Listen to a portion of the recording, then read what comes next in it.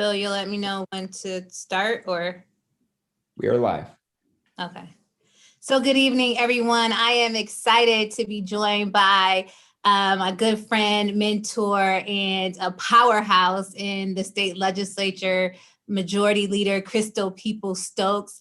She has truly been an inspiration to not only me, but many people along her path. And I'm so excited that she has taken the time to stop by Rochester virtually. She just left the Bronx and is going to give us a little bit of time to share her story and to share about the cannabis legislation and how you can get involved in making a business of this. We are so excited because this is a unique opportunity for the state of New York. And we are excited because the Majority Leader made it possible for people all over our communities to be a part of this discussion. We often talk about what we want to do with the dollars that we receive through tax dollars and invest in neighborhoods and invest in communities. But a major part of this legislation was actually helping people get into the business by starting up their own dispensaries or even growing cannabis and other things. And so I definitely wanted to bring the Majority Leader to Rochester for her to really talk about not just the legislation, but how this is going to not only empower our communities, but also give people an opportunity to build wealth in their family. And so Majority Leader Crystal Peoples-Stokes, again, thank you for coming. We're so happy and excited to have you here in Rochester, and the floor is yours. And I have a number of questions. So when you're done with the introduction, we had a number of people that submitted questions, and I will be trying to get to all of your questions before the Majority Leader has to leave at 7 o'clock. So Majority Leader Peoples-Stokes, the floor is yours. Okay, well, thank you so much for inviting me, Madam Mayor. It's a great opportunity to be in the great city of Rochester. Not far away, but this is a virtual opportunity that I appreciate. As you know, this legislation was passed 3 weeks ago, and since then, it has literally consumed my life. I have been all over the state of New York. As you mentioned, I just left the Bronx, but believe me, I've been in Queens, I've been to Brooklyn, I've been to Harlem, and I've been other places throughout the state and, quite frankly, the country and the world on this topic, because what we did in New York State with passing legalization is a lot different than other states have done, majorly different, because we started from a framework of equity and fairness first, and then access to revenue for the government second. And because we did it that way, we have a 50% goal of 50%. Wow. 50% Okay. goal for equity business. And that means, legacy businesses that want to come from below ground to above ground, minority and women-owned businesses, distressed farmers, and disabled veterans. That's a 50% goal that we would like to see happen, and we believe it can happen. And we also set up the framework for 40% of the revenue that's gained by the state to be spent in the communities and on the lives of people who have been impacted by the mass incarceration. My first impetus for wanting to pass this legislation was more about removing the opportunity to further criminalize us as people than it was about revenue. And the fact that we are going to gain revenue, then I think it's our responsibility as a government to reinvest in the lives that we essentially have destroyed by making this product illegal for the last 90 years. Most of the people who suffered are Black and brown people, and most of the people who suffered, there are residual impacts on their children for generations and on their communities for generations. And so to me, it's just a no-brainer to make sure that there's a reinvestment into those folks' lives and into their communities. The bill also expunges records because at the moment we passed it and the governor signed it, responsible 21-year-old person or older can legally carry or have 3 ounces. And so if you can legally have 3 ounces, then certainly anyone who has been incarcerated or is incarcerated as a result of being convicted of that nonviolent crime of having 3 ounces, those records will be automatically expunged. And if people are still incarcerated, they could be vacated. That could take time, as well as the process of putting together the regulations to say how the licensing process will look. But the licenses that are available are multiple. Um, and they go from dispensing to social consumption sites, because a lot of people live in places, particularly public housing, and even in some apartment units where you're not able to smoke. If anywhere you can't smoke a cigarette under this legislation, you can't smoke marijuana either. But we know that most people, many people don't smoke it in most cases anyway. The legislation also offers opportunities for home grow. That was something that was really big, particularly for upstaters. People wanted to have the ability to grow, and you can grow 6 plants, 3 mature and 3 immature, and be completely within the realm of the law. This legislation sets up an Office of Cannabis Management, which would be a brand new agency for the state of New York. It will remove the medical marijuana component from the health department to the Office of Cannabis Management. It will remove the legalized hemp process from the agriculture department to the Office of Cannabis Management. The Office of Cannabis Management will have a 5-member board. And this is really unique about it as well, is that it will not be just an agency that is controlled by the executive branch. The legislature will also have appointments to that board. And there will also be a 13-member advisory board. 7 of those members will be appointed by the governor, and 3 each by the Senate and the Assembly. So the legislative branch of government will be co-joined with the executive branch to run the Office of Cannabis Management. And we think that's critical because we're the ones that's closest to the people. We know what their needs are, and we need to make sure that all of the intent of this legislation in fact happens. And the way we make sure of that is to have presence on those boards. Again, it's 3 ounces that are legal. Workforce, I should say workplace issues are protected. An employer cannot say what you can and cannot do on your off time. They don't tell you how many martinis they have. They can't tell you whether or not you can use cannabis.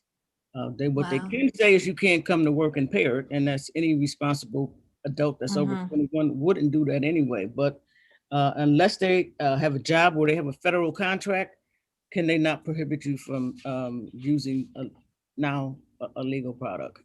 Wow, this is a lot of information, and I just want to congratulate you and thank you for, putting equity first and really making sure that that is part of this legislation. And we have a lot of people that have a number of different questions that they sent in, but one of the things that I've gotten a lot of calls about is types of businesses. So I know that someone in the chat put that they want to start an edible bakery, a bakery, cannabis bakery. I had a restaurant that wanted to also sell edibles. They're a food restaurant. And so for people that are looking to not necessarily have a dispensary, but would like to have other products or sell other products, how would that work? Where would they have to go? And how long do you think it's going to take to really get businesses up and running here in the state of New York? Well, if we use any of the examples of states that have gone ahead of us, and quite frankly, even Canada, it generally takes about 18 months to 2 years to put the regulatory process in place. Again, one of the good things about not being first is you get a chance to see what everybody has done, and what they've done wrong and what they've done right. So I think we have an opportunity to collect some of the things that they've done right and do them a lot quicker. So perhaps it won't take that long, but I would count on it being around 18 months or 2 years before anyone will have a license where they can actually legally enter into the market with this product. The licenses, well, of course, and I want to say this: cultivators, processors, distributors, dispensaries, of course, on-site consumption, processors, did I say that already? Micro businesses and co-ops. So there are plenty of opportunities for people who want to go into the restaurant business, but what that regulation will look like, what that license will look like, I cannot tell you that now, but I can tell you that it will be possible. So if someone today, because marijuana today, I believe is legal, right? So Right. if someone was, smoking marijuana today, they would be fine as long as they had less than 3 ounces on them? That's right. And as long as Okay. they're not smoking in a place where it's not legal to smoke cigarettes. So if you Oh, live in Erie County, you can't even smoke a cigarette on a bus stop. uh-huh, You uh-huh. can't smoke in parks. I mean, there's just a number, you need to know what the laws are in the municipalities where you live, because those are the rules that are going to apply for the responsible 21-year older and adult person who wants to use this product. They're going to have to follow the rules. I can't say what they are in other places, but I know here in Buffalo, you can't smoke in parks. You can, in Right. the county, you can't smoke in parks. And so you can't smoke at the beach. So there's a number of places where you can't, and that's still going to apply. There's not going to be a difference between cigarette smoking and marijuana smoking. It's all included in the legislation. So do you know, and has it been stated how much it would cost for someone to open up a dispensary? Do we have any idea of that cost to get a license and what that process would be for someone to get a license to open up a dispensary? Well, we have not put a cost on it yet because the regulations haven't been put in place yet. Okay. I would suggest for people who have that interest, we don't want to wait until the licenses process is issued. The regulations are all out to start figuring out where you're going to be. You could go on the state website now and look at what process do you have to go through to get a liquor license? Uh-huh. What Uh-huh. process do you have to go through to get a hemp license? That'll give you some indication at possibly how it could look. Although we don't know that for sure because this is a new industry and it's Uh-huh. not liquor and it's not, growing hemp. So uh, you, you have to wait for the regulatory process to happen to know exactly how it's going to look. But you don't have to wait until you know how the regulation is going to look. If you know what business you want to be in, you need a lawyer. You Uh-huh. need a accountant. You need a business plan. If you want to go into social consumption, you're going to need to have a location because no doubt you're going to have to say what your square footage looks like. There'll be rules around that as well. So whatever business you want to go into, start preparing now. And you definitely will need to have access to resources. I will say this as it relates to the 50% equity. We've also made provisions for there to be support for people who need to have support. And Uh-huh. some people will need to have support. Uh-huh. And we've made provisions for that. And so, will there be, I believe that we have Johanna that's on the line. I'm not sure if she wants to ask her question, if she could appear. Mayor, Joanna's not with us, but we do have. Okay, all right. David Sidney. I know what the question is because she sent it in earlier. And so she wanted to know, will there be grants? So when you say that some people will have to have help, will there be grants available to actually start your cannabis business? And what are those things that someone would need to do? Like if today, what is your advice to people that are on this Zoom and watching this live to really get their business started, and what's the first steps for them? Well, I will say this. There are 10 different licenses that you can get, but this is a new industry that's being created. And so I would think that people should figure out what it is they like doing because, because there's an opportunity for a dispensary doesn't mean you want to be in the store all day, which is basically what you would have to do if you had a dispensary. But there are all kind of opportunities around this new industry that have nothing to do with touching the plant. So if you're a lawyer, wrap your skills around becoming a legal advisor to people who want to be in the marijuana business. If you're an accountant, wrap your skills around that, because as you know, because banks are federally insured, they're not going to take your money. So if you're a credit union and you're not federally insured, then wrap your messaging around an opportunity for people to invest their resources into your credit union. So It depends on what you like doing. If you're interested in delivery, then you might want to try to figure out how you get a couple vehicles that you could use for your delivery business. If you're interested in social consumption, then you need to identify a site. And you don't want to wait until it's time to apply for a license and you don't even have a location where you can have a dispensary or have a social consumption site.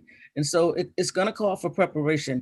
We've been doing something in Buffalo like for the last 4 years. We call it Cannabis 101, 102, 103. We're going to do 104 coming up in May. And it's specifically around these topics because this is a new and growing industry. Right now, underground is multiple billions of dollars in the state of New York. And so when it becomes above ground, there's going to be all kind of opportunities that become available. So I'd say people should craft their own business outside of what is going to be available through state licenses. Figure out how, I don't know, if you're a graphic designer, you might want to start designing a package business for this product. You know, if somebody wants to have a bakery, they're going to need to have somebody who can do their marketing, somebody who can do their computer work. I mean, there's all kinds of opportunities. So I wouldn't want to limit it just to access to a license. And license and all of that. But yes, there'll be opportunities for people to open up bakeries. There'll be opportunities for people to do all sorts of different types of businesses now that this is legal. For those people that are on and that are participating, if you want to ask a question in the chat, you can, and we'll try to get to many of them as possible. We did have some people that sent in a number of questions as well. One other question that I have is really about people thinking that they want to do X or Y. You know, somebody may want to do a dispensary, somebody may want to do a bakery. And you talked about your Cannabis 101, your Cannabis 102 classes. And so are you going to take that on the road, or do you have people that the city of Rochester can tap into to bring these types of services and opportunities for our people? As you can see, there's a lot of people that are very interested in this topic. They want to start right now, hitting the ground running on whatever business that they're looking at, trying to, you know, incorporate this type of cannabis industry into what they're doing. And so do you have people that we should reach out to? I do. I have spoken with some people from Denver who we will bring here in the next couple months to talk about their process and all of that. But we do know that New York's will be different. So do you have people that we can reach out to? We do have people, but I think you also have them in Rochester because the people who we have do presentations for us are attorneys. One is an attorney who actually she's from Buffalo. She was in Oregon, and you know, they're already legal. She came back to Buffalo. Now she's with, I want to say, Damon Morey. So she does all of our conversations around the legalese of being in the business. People who have our business planners. Planning this business is a little bit different because it's still on the Schedule I at the federal level, which is why you need to have an attorney and you need to have somebody who understands, you know, federal taxes and all that sort of thing. But you have those folks in Rochester too. But we can give you the names of the folks who we work with. You also have medical marijuana in Rochester. I've been to that Kodak plant. There's some experts right over there who can help people understand parts about this business. And so what we did is take, you know, Buffalonians and put them on a panel, and each person talks about a different aspect of being in the business, be it through a licensing process or be it through creating edibles. We also have our community college that's working on a whole hospitality industry around cannabis. They've already put together a sort of a curriculum. And so there are probably some higher ed institutions in your community that are already deep diving into this as well. And for sure, the legal community is there. I looked at I've received a lot of information from our lawyers. And so I just want to be able to, as mayor, position our citizens as best as possible to tap into, especially those people that are opening up small businesses, micro businesses, mom and pop shops. And, you know, I truly want to thank you, because that part of it has been, really at the forefront of the legislation and making it equitable across the board, because, people sometimes are afraid that once this stuff starts to go and become legal and people start opening up, the market will be taken over by larger organizations. And so we have a number of smaller micro businesses that want to get started. And so will there be grants available from the state to do this work, or will it come out of the legislation, come out of the cannabis organization? There will be grants available, and the advisory board that I spoke of earlier will be used in that process for making sure that people who need access to resources can get access to resources. By the way, where we're actually going to retrieve those dollars from is because the legislation also allows existing medical marijuana registered organizations to add 2 adult use spaces. It's going to cost them money to get access to that. And that money will be used to then funnel into the equity businesses to get them started. And so it depends on what people's needs are. Quite frankly, Madam Mayor, I think there are a lot of people who desire to be in business. And if we know it's not going to happen for 2 years, you can already start right now, saving your own resources to get prepared. Now, and then clearly once you get to the finish line and the license say you need something that you do not have, then there could be support for you to help you get over the finish line. Okay. Only towns, villages, and cities that can opt out. Counties can't opt out. Okay. Okay. So That's cool information as well. I can tell the city of Rochester we're not opting out. Okay. I hope we're not opting out. I think that this is a great opportunity to start businesses. And, we have our neighborhood of business development. We have our Office of Community Wealth Building, and we are trying really to get people prepared to really access this, knowing that this is coming down the pike. And from what I'm hearing, you're saying, if you want to start a business, whatever kind it is, you need to get a lawyer. That would probably be the first thing. And also really look at accountants and do that legwork, that aspect of the work first, to try and make sure that you have everything completely lined up in order to get to the next step. And even if you don't get a lawyer, how about just getting a business plan? Like a plan for how you would like to see, what is it you would like to do? How much, what kind of market do you want? All of those things need to be laid out. And, I've just seen somebody put a question on there, how much is a license? We don't know that yet. We haven't even set up the control board yet. We just passed the legislation 3 weeks ago. But I hope that, by the end of session, which is end of June, that the control board will be in place. And I hope by the end of the summer that the advisory board will be in place. And then they can begin putting together the regulations that are going to be necessary. By the way, they're going to be regional offices too to staff this. It's just not going to be an office in Albany. There'll be an office in Buffalo, and there'll be some other places throughout the state. So there'll be continuous help for people. And, again, I mentioned that, we have the ability of the legislature to weigh in on all decisions. And that's important because it's one thing to get this law passed, but it's another thing to make sure that the implementation happens right and that the 50% goal is met. And then after the 50% goal is met, it's an open door. You mentioned this earlier, and I know people are very concerned about this because we do live in a capitalistic society.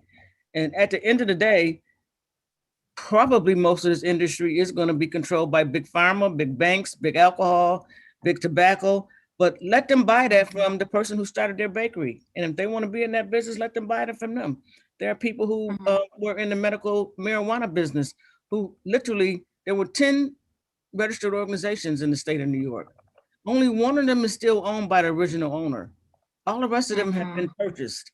And by the way, the 2 African Americans that were in a company, the original one, it's been sold twice, but they're still in that investment stream. So, if you build a business in a way that other people are going to want it, they'll buy it from you. But it's sort of like big tech, right? So you start and it's going strong. You get a number of followers, and then the big time people come and they buy you out, or they make you an offer. So They this make is you an offer, but once you're in this stream, you should always be in this stream. They can buy you out, but you got to maintain an interest in the stream. right.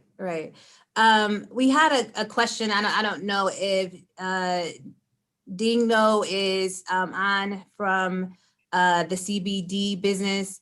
As you know, and I'm sure you've seen in Buffalo, there's been a number of CBD oil businesses and that have started in our community. And so they had a question about licensing of manufacturing and retailing licenses.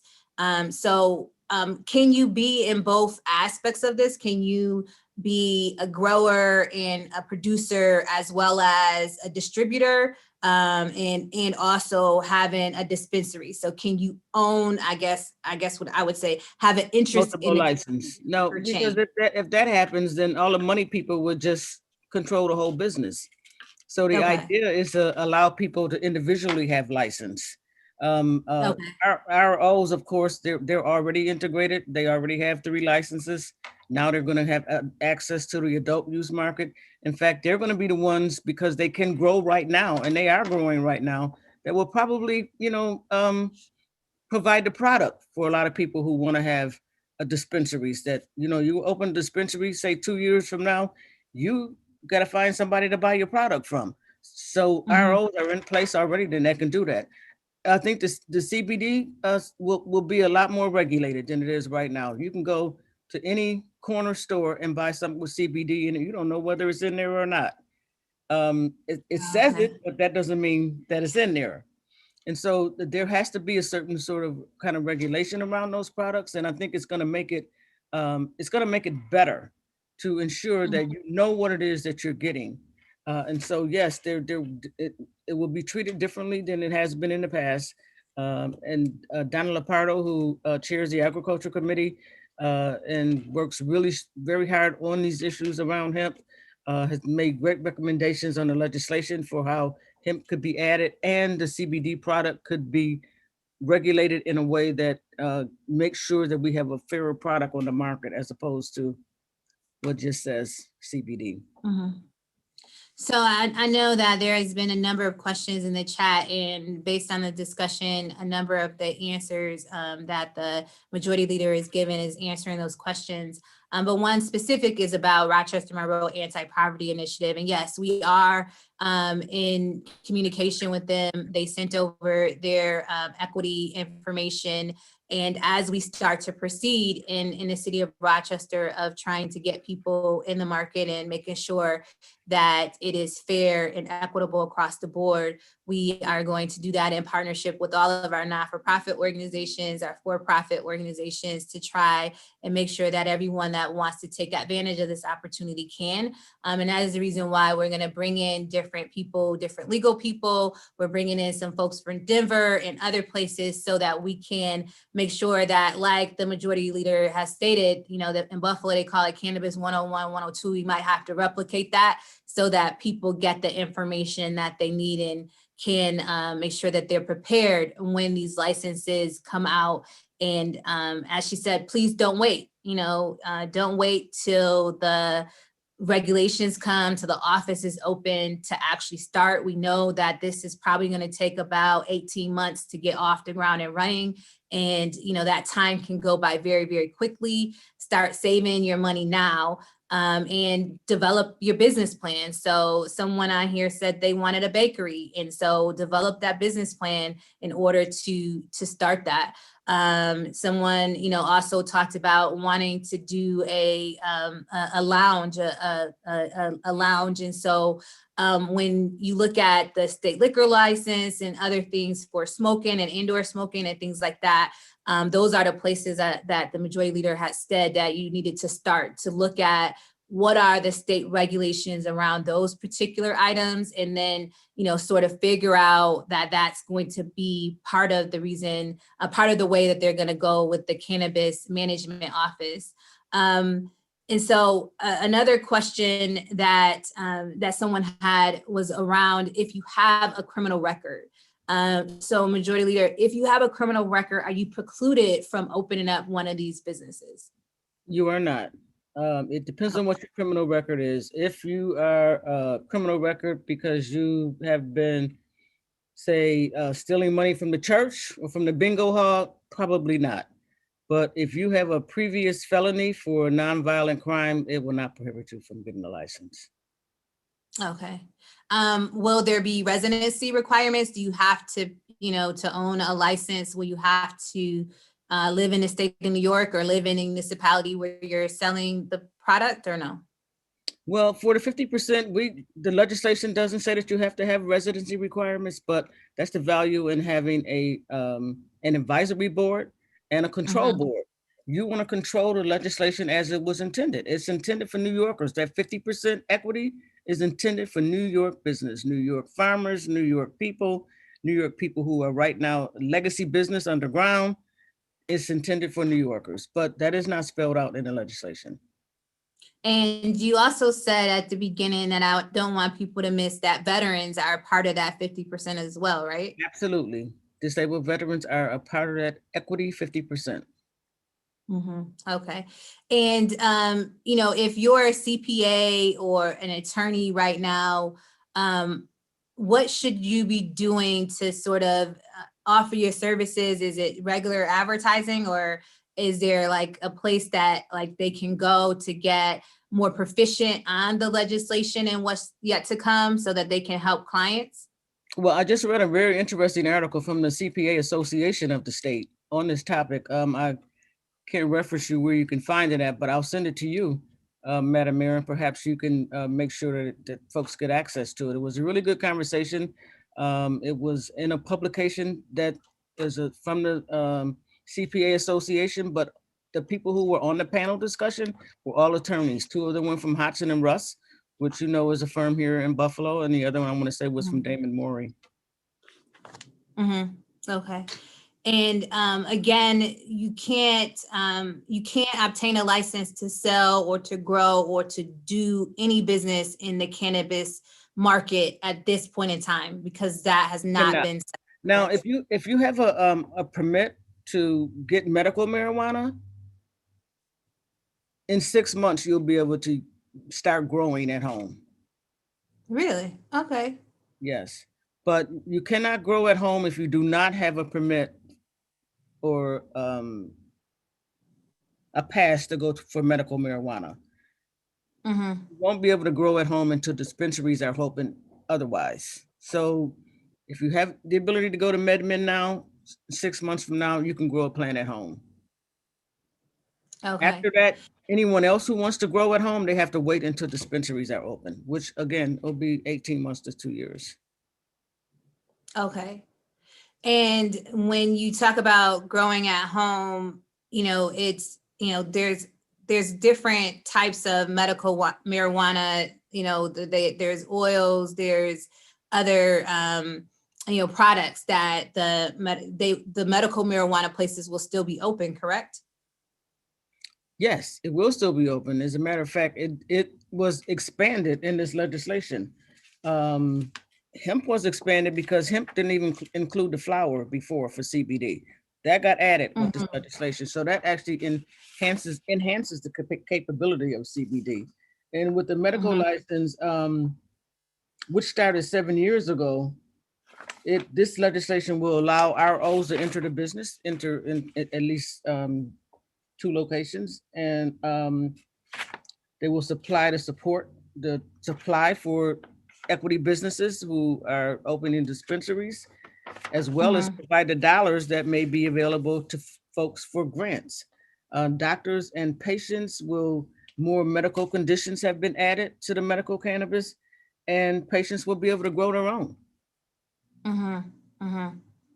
And so, with patients growing their own, and so that's the medical marijuana side. But for people that are wanting to look into getting into the dispensary business, they cannot grow their own, correct? No, they cannot.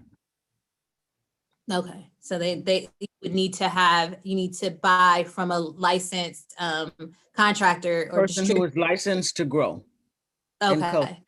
Right. And do you have to own the property where you're opening up your dispensary? Like, do you have to own it or can you lease? You can lease. Okay, okay. Well, that's great information. I know that we had a number of people that wanted to talk a little bit about the equity portion of this and people of color having access to the industry. And so how will you, yeah, I know that this was a major part of the legislation. How will you make sure, or whose responsibility, I should say, because I know that you have a large job, but whose responsibility will it be to make sure that that part is filled, and how in the outreach to those communities that are typically underrepresented in this type of. I want to say, I mentioned in the beginning, maybe I did, or maybe that was the other conversation, but there are under the board structure of the new Office of Cannabis Management, there will be a 5-member board, right?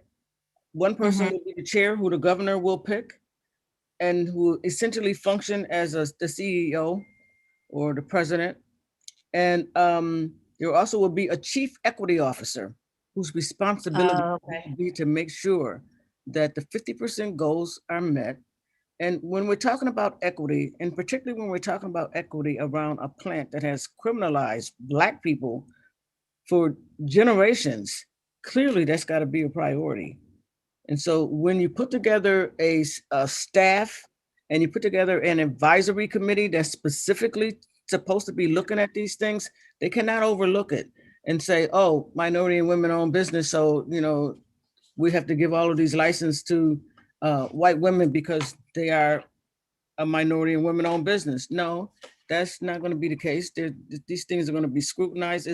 It's clearly not legal for us to just say that you have to be Black. You can't just say that, but you can put processes in place and people in place who will follow the intent of the legislation. And the intent of the legislation is to give Black and brown people who want it and who are ready. By the way, everybody who say they're going to be ready won't necessarily be. And that's why we've been spending the last 3-4 years preparing people, slowly preparing them. And you just mentioned, Madam Mayor, that you're going to do the same thing in Rochester. So when the license do become available, you'll have more than 50% people who are Black and brown, disabled veterans, distressed farmers, who will be ready to go and totally prepared. And so one of the questions that keeps coming up is the grant process. So will there be grants available sort of set up for the cannabis industry? I know I can say from a city's perspective, we have a number of business development grants and support that we can provide to people that want to do a business plan and all of that and get started.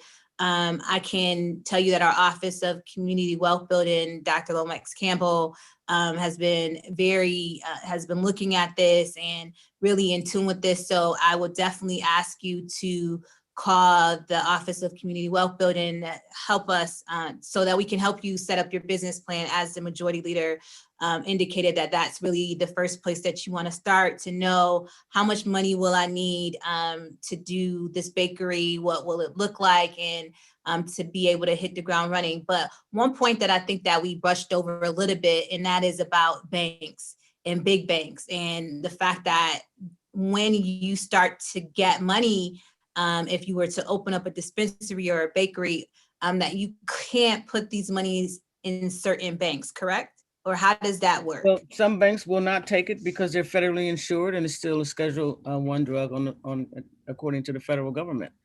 But state charter banks will take it, as will some credit unions. So therein again is an opportunity for those two industries to figure out how to prepare themselves to get engaged in this industry around this plant. And would you be able to use a credit card, like to purchase, or no? Or is this generally not? Generally not. If you have a credit card from a bank that's federally charged, federally insured rather, I don't think they'll take your credit card. Okay. I mean, they Okay. don't in other states that are already legal. Okay, you generally need to have cash or Cash App or something like that. Right, right. Yeah, that's why I think that, your advice is very important on trying to reach out to other states that have already and cities that have already implemented this. And we have started that process. We're going to start to do classes. But we wanted to definitely start with you, who's the guru of this legislation, to understand the intent, to understand exactly what we can be looking forward to and the time frame that people are going to be waiting for to get started on this, being about 18 months before, really getting to this. So one of the other questions was, PPP loans and other things like that, that people want to try to access now to get ready to hire a lawyer, to hire an accountant. But I don't think that you can do that now, right? I don't think that you can either, but I do think that you can just start planning. I've been carrying this legislation for 8 years, and we started doing Cannabis 101s 4 years ago. And some people come to every single one of them, even though they got the information the last time. But it's all in preparation. And so I think once you begin to have conversations more often with your constituency in Rochester, that there is no question that people will be ready. And I'm gonna always go back to you. Just start with writing a business plan. That doesn't necessarily cost resources. It will maybe call for some advice from one of your higher ed institutions or one of your business institutions. But start there. And then I'll mention this other thing. A lot of people who were successful in getting access to federal PPE loans and during the pandemic, they didn't write those applications. They hired somebody to write it. So there is another opportunity for somebody who has really good writing skills, understands, the legality around issues, to actually market themselves as someone who can write the application for you. So your message to our community clearly is, listen, the opportunities are open in many spheres, many different fields. That's from writing grants to, applying for loans, to actually security of transporting money from, from the dispensary to the bank. There's opportunity for lawyers, opportunities for accountants, opportunity for bakeries, restaurants, all of this. And so don't have tunnel vision, I should say. Is that what you're saying? That, really think outside the box, or do what you may love to do and want to do as part of this, and see how you fit. If you're a great marketer, if you have a business of making graphics or other things, then you should really start your business and business plan on marketing to people that are going to do some portion of this, this business work. Absolutely. That's where you should start at, because sometimes people, you think about the fact that there is a lot of money to be made here. Well, there is a lot of money to be made, but it's also going to call for a huge time commitment. So why have a time commitment doing something you don't even like doing, but you want to make the money? So pick something that you like doing and figure out how to craft a business around that. And if you can't figure out what you like to do already and craft a business around it, then wait until the licensing process comes up and pick one of those. Right. So one of the questions that has come up is, really, we talk about criminalization and how criminalization has affected people of color. We talked about how we have, that there will be an equity portion, that 40% of the dollars have to go back into neighborhoods and communities that were criminalized by marijuana. And so one of the questions is that, why can't there be a direct payment or, stream of dollars specifically for marginalized, for Black communities, Black and Brown communities. And so I think that, from what I understand of the legislation and have read and the work that you have done, that is the goal, that, that these dollars will go specifically to Black and Brown communities and veterans and others that are a part of this. Black and Brown communities where people have been incarcerated on a generational basis, and it has had an impact, a negative impact on their life and on the lives of their children.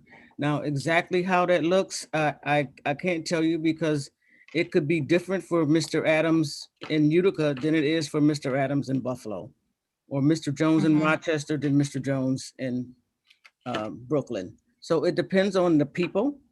It depends on what their needs are. It depends on the condition that their children are in as a result of the parents being incarcerated. It depends on the grandmother who may have raised multiple generations of grandchildren and just needs a gutter or a roof repair. It depends. It depends on the condition of the sidewalks. It depends on the conditions of the schools. It depends on the amount of lead that's in people's houses. So there are all sorts of opportunities where these dollars could be invested in changing the lives of people. But there's no set in stone method for that to happen.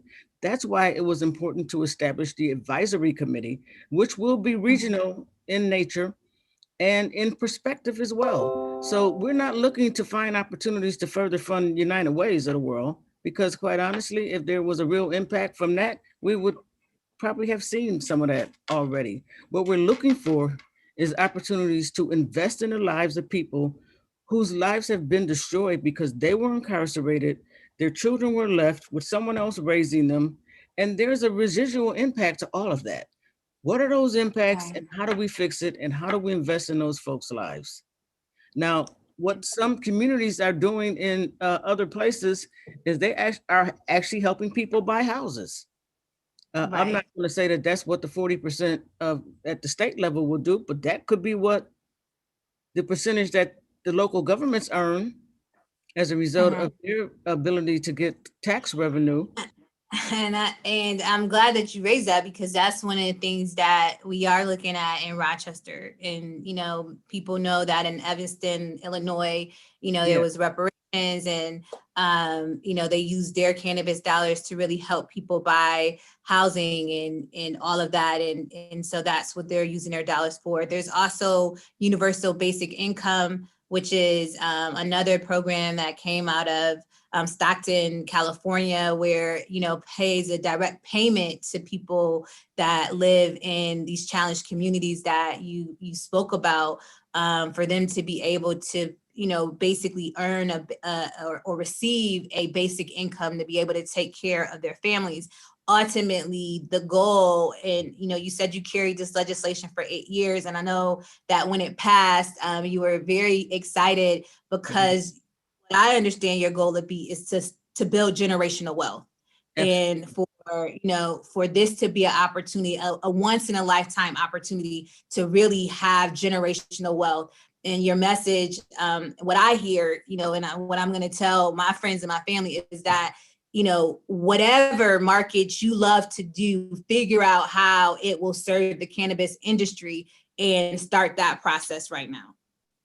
Right. So if I could just say this one last thing, for at least the last 4 years, the existing registered organizations that have the dispensaries for medical marijuana have been aggressively seeking more dispensaries. Why did they want more dispensaries for medical marijuana?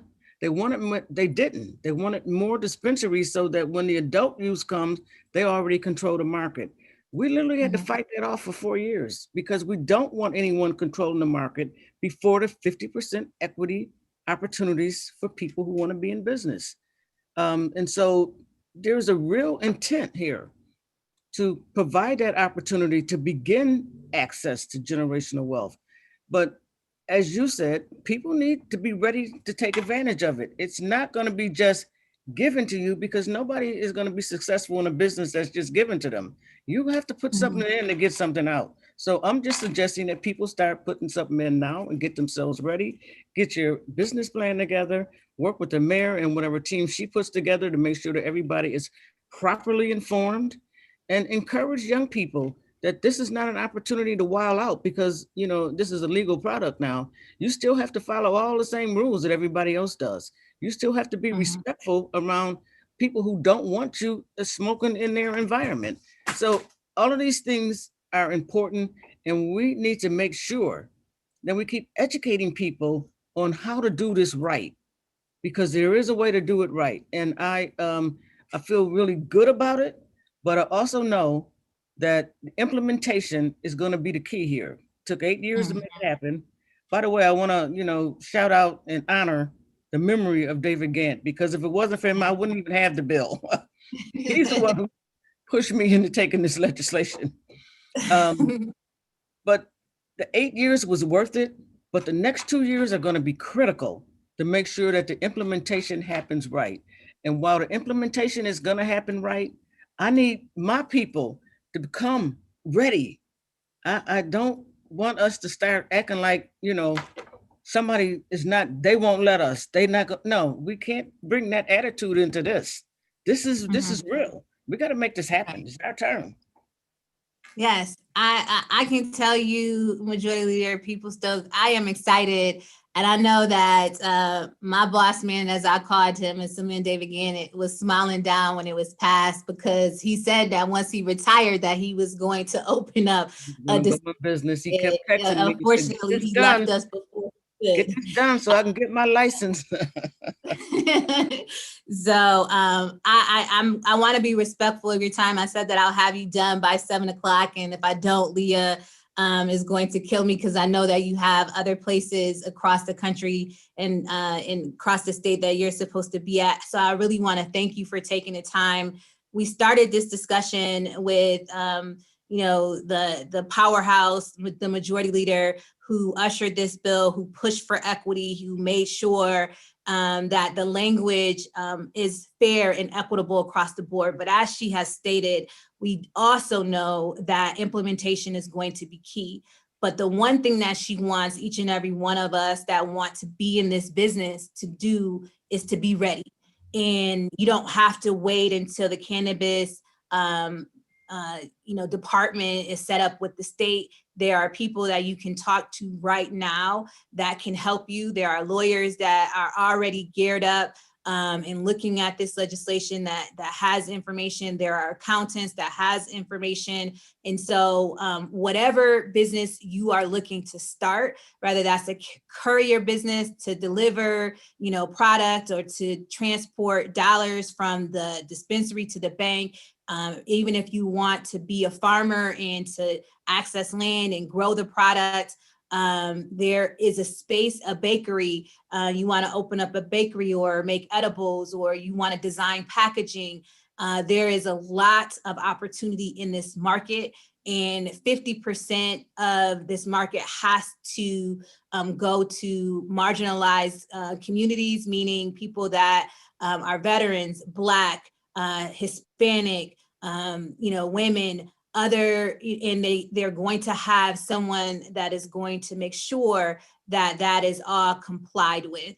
The dollars that are coming into communities, 40% of those dollars have to be invested into communities that had been decimated by the criminalization of marijuana, and the opportunity for people within those neighborhoods to now become a part of the solution and a part of this, they can participate. And so we're excited. I know that many people in Rochester is looking to this as an opportunity, not just for them, but for their families. So if you're baking in your home right now and you're thinking like, wait, maybe I should be thinking about opening up a bakery, then let's not wait until 18 months from now, because it's going to be too late then. You need to start right now.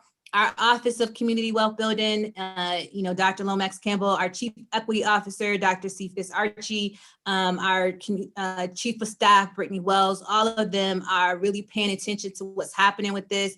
We will be having additional sessions, and so please stay tuned. We do not want this opportunity to pass us by. And again, Majority Leader, I appreciate you so very, very much for your stewardship, for your leadership, and for getting it done for the state of New York and the people of New York, because I know that, had you not been at the table fighting for this legislation and fighting for equity in the legislation, it probably would have been left on the table. I see somebody asking a question about federal pistol permits, and this legislation will not impact that.